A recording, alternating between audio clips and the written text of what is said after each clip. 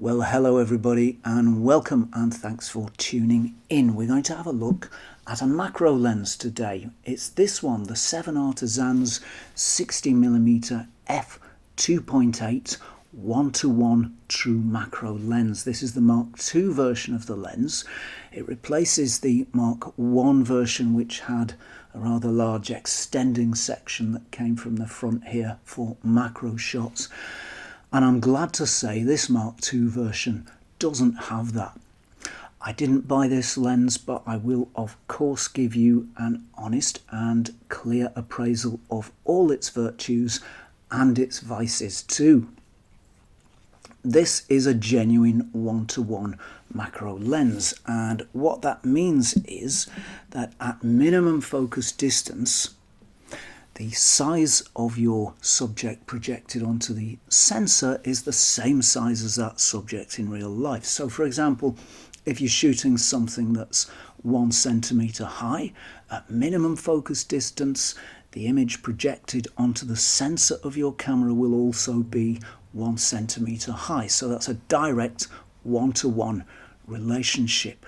I've been out and about shooting this lens over the past week and I've really enjoyed it. It's a great macro lens and it's very nearly a great all-rounder, but not quite. You can use it for general everyday photography.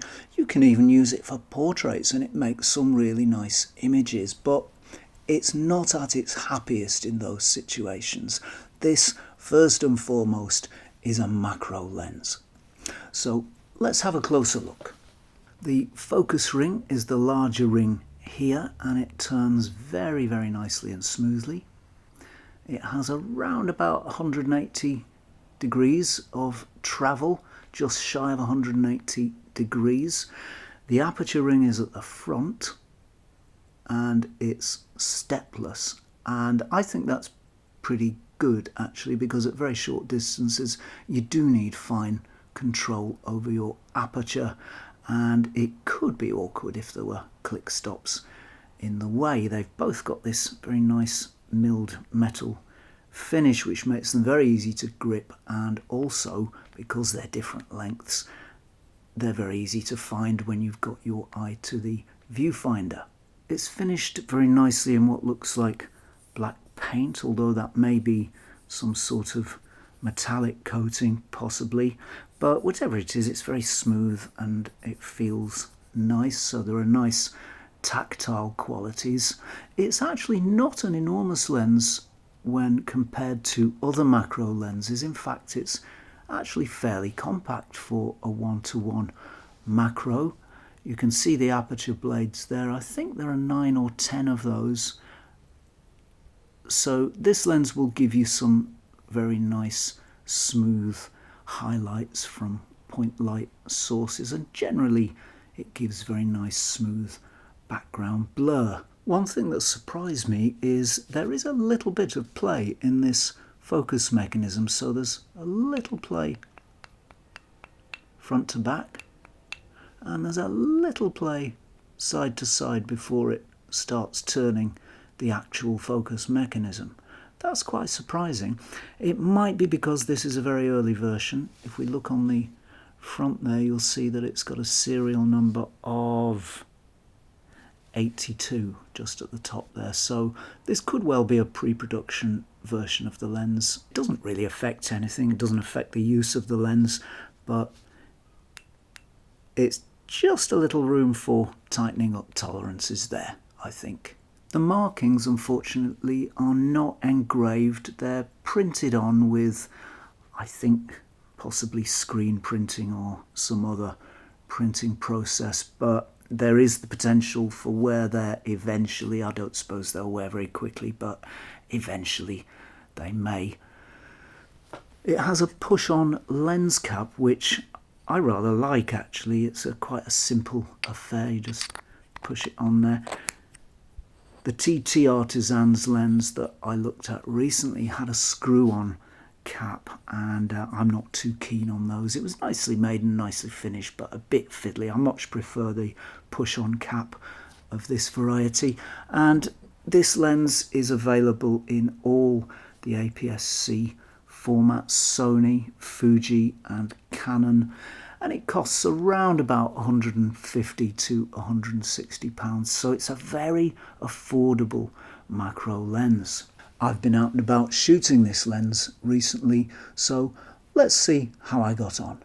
The world of small things is a truly fascinating one, and it's astonishing what structure, what form, what colours lie in this hidden world that's just right under our noses, but we never usually see. And today I've got the perfect lens with which to shoot it. It really takes us into the world of the very, very tiny, and as I say, it's just astonishing what emerges when you look into it. Absolutely incredible forms, structures, colours, right under our feet, right under our noses.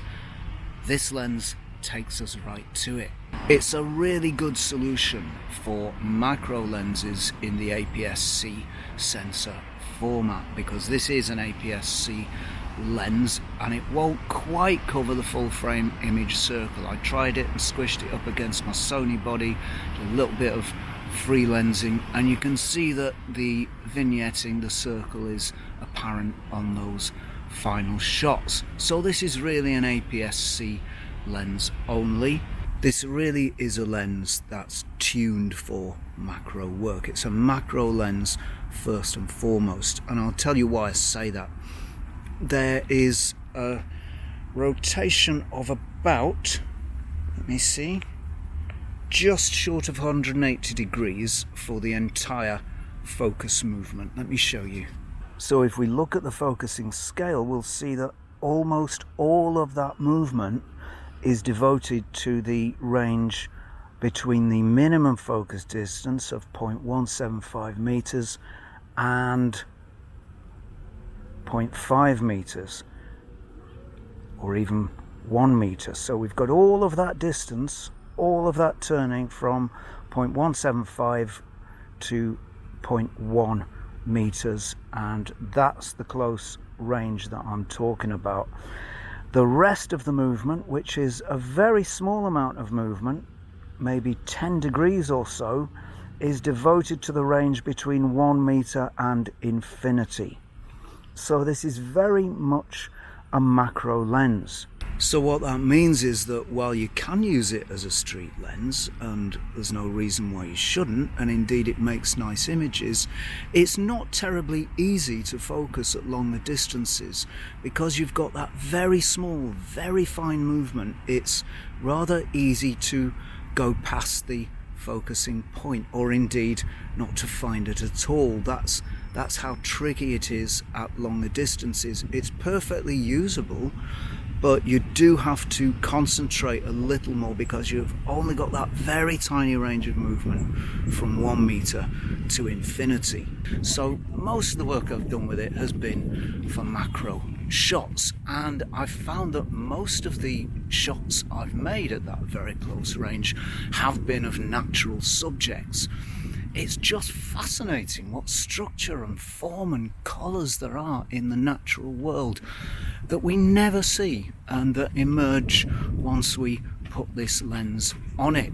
I did try a couple of manufactured objects, but somehow the interest doesn't really emerge from them. I think they're a bit too predictable and a little bit too well known for any surprises to reveal themselves at the very small scale. So most of what I've done is macro work, some absolutely fascinating images of plants, flowers, all the tiny little structures that there are in the world of plants and flowers, all the little animals running about. I've done shots of ants running in and out of their little ant thing, whatever you call it, a little hole in the ground, engaged on important ant business.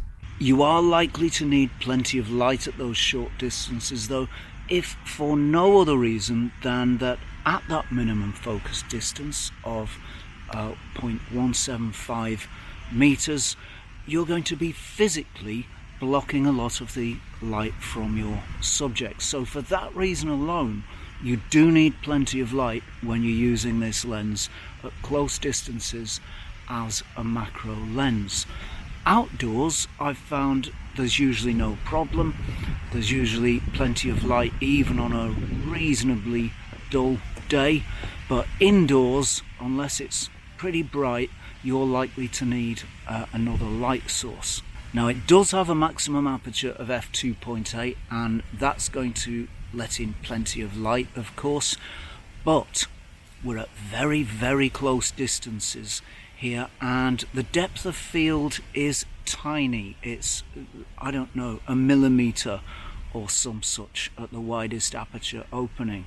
So for a lot of subjects, you're really going to need more depth of field than that, and you're going to have to stop down anyway to f5.6 or f8 or even f11 to get the depth of field that you want if you're very, very close. So that's another reason you need a lot of light when you're using this lens. So you can see that given those conditions, shooting at the minimum focus distance or near to it, you're going to need a stop down, and of course that's going to slow down the available shutter speeds that you have. So would it perhaps be a good idea to use a tripod when doing macro work with this lens? Well, that is a very useful approach that keeps the camera rock steady. That of course assumes that your subject isn't moving, and very often the subjects I've been shooting have been moving.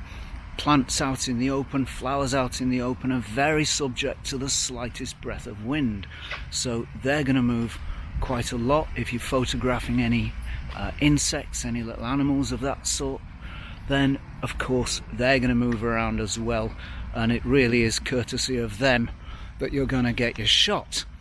So a tripod isn't going to be too much use in those circumstances, although it's very useful if you have a clearly defined subject that's very still and you want to shoot that. A tripod would have its use, but for any subject with even a hint of movement in it, a tripod's just not going to work. So while I've been shooting outdoors, the approach that I've adopted is to take a series of shots, lots and lots of shots.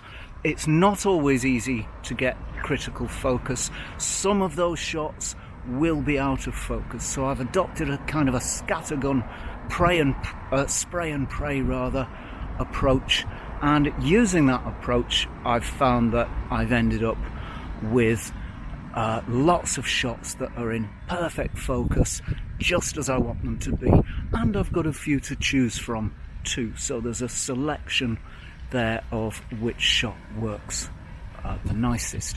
That's the approach I've taken. I've found that to be quite successful. At any distance, colours are really nice from this lens. They've got plenty of punch, plenty of body, plenty of depth. Not oversaturated, but not undersaturated. Just nicely balanced to my eye, at least. However, it's at the small scale that this lens really shines in the colour department. When you're shooting at those very small scales, it picks up nuances of colour that I've just never seen before, but are clearly there waiting to be discovered. The other day I came out after a shower of rain, particularly heavy rain, and there were lots of puddles all over the place in this very park, in fact, and the path is a bit uneven, so it's kind of up and down, and water collects on the path and makes big puddles. So I photographed the edge of one of these puddles, just where the grass meets the water, and I was astonished to see what emerged. Colours that I'd never seen before, or rather colours in places that I'd never seen them before and didn't expect to see them. Ordinary little bits of gravel just sitting in the water on the path, just very ordinary gravel that we tread over every day, become almost jewel-like under the gaze of this lens. This little lens has very strong contrast, and images are always punchy. It is possible to beat it by introducing the sun into the frame at the wrong angle, but it's very resistant in general to flaring, and it only does it under fairly extreme circumstances, and that speaks very well for the quality of the coatings on this lens, which do a really good job in suppressing all the little tricks that light likes to play when it falls upon glass. It's extremely sharp, even wide open. Very, very sharp indeed. In fact, I think it's one of the sharpest lenses I've shot wide open. It compares very well with my gold standard, the Carl Zeiss Jena Pancolar. Its sharpness is on a similar level to that wide open, so that's very good sharpness performance, and of course it only gets better as you stop down.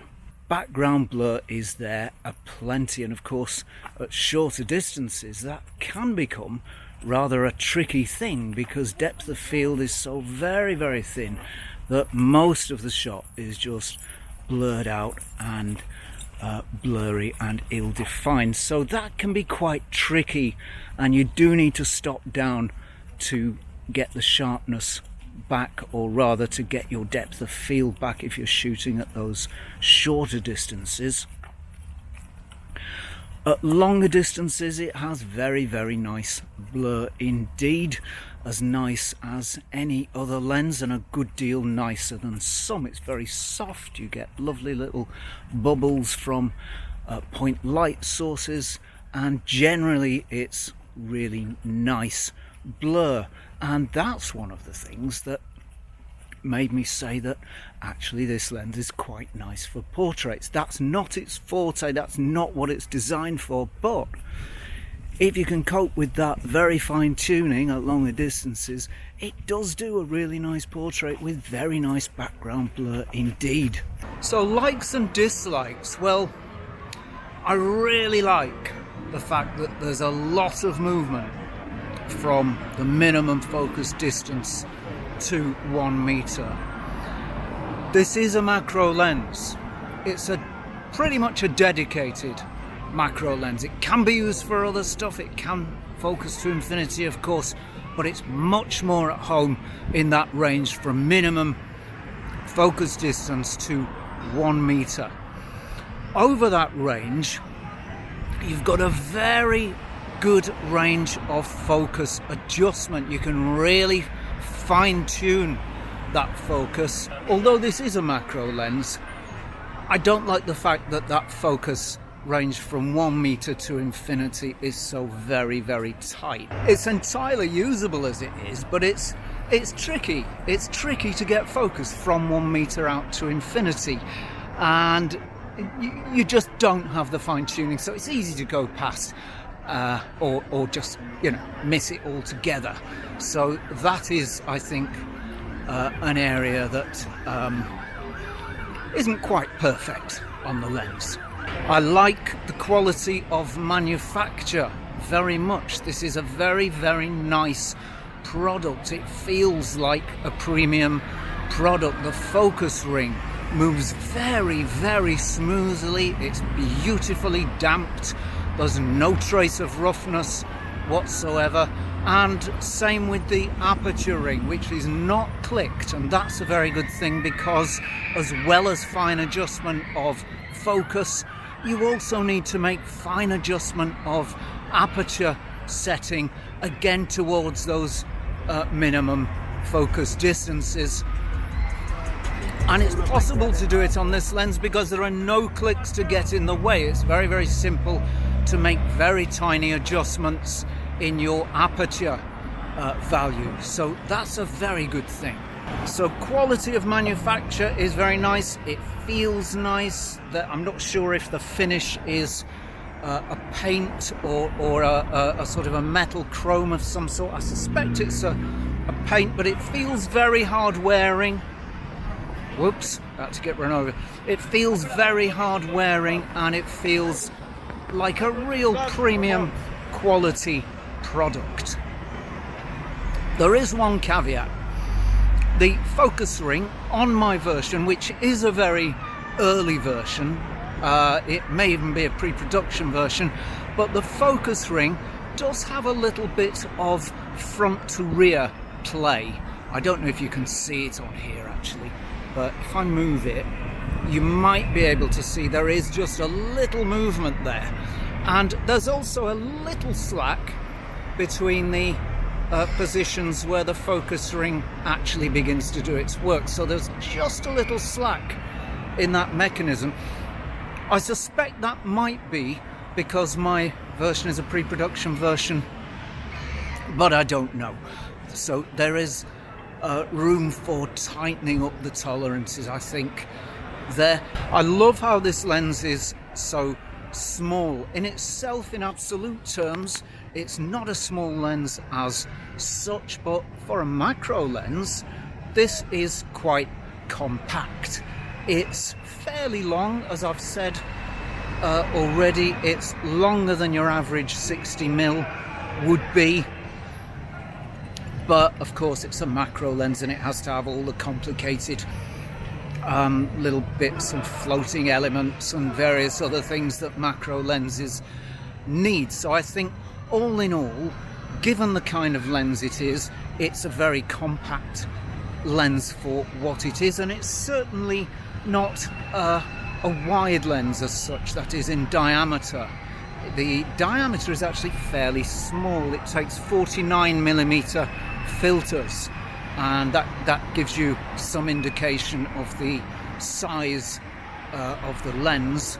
It's got a nice metal lens cap, not of the screw-on variety, which the 17mm TT Artisans had a screw-on lens cap, nicely made, but I'm not a fan of screw-on lens caps. They're a bit fiddly and that. I much prefer this one, which is, let me show you, I've got it in my pocket.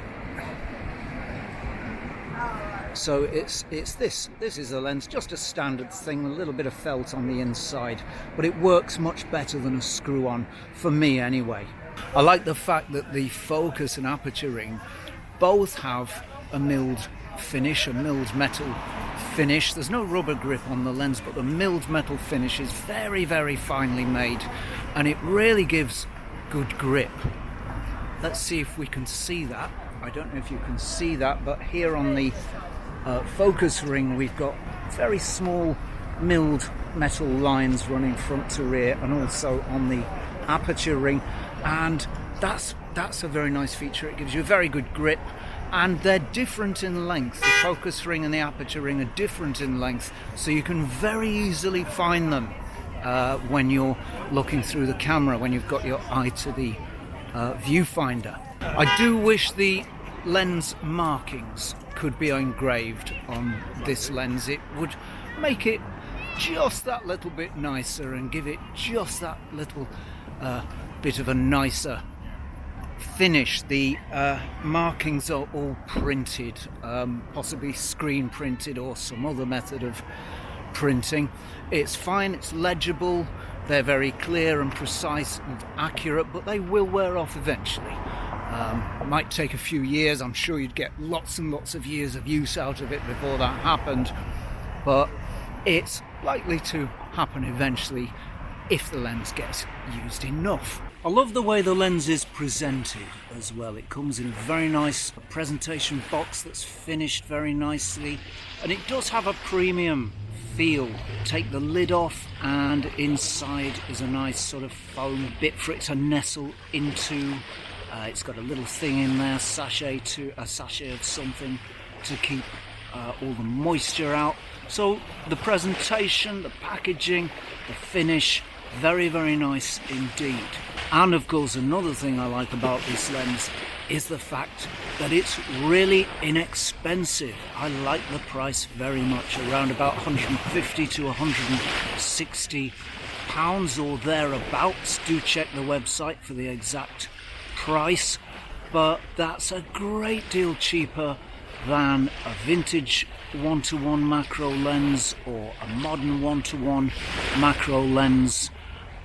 In fact, it competes very well, it compares very well with the prices of vintage 2:1 macro lenses, or sorry, rather 1 to 2 macro lenses, ones that don't quite have the full macro magnification. Those are about £100 at the minimum. So the price of this lens is very likeable indeed. Overall then, this is a budget-friendly, well-made lens that makes some really fantastic images, and if you're looking for an affordable 1-to-1 true macro lens at around £150 to £160, you won't go far wrong with one of these. So that's it from me for now. Please don't forget to like, subscribe and ring that bell thing before you go. And if you like the content on this channel and you'd like to support it and help it grow and develop, you can do that at patreon.com/Zenography. As ever, thank you very much for tuning in, and I will see you next time for some more Zenography.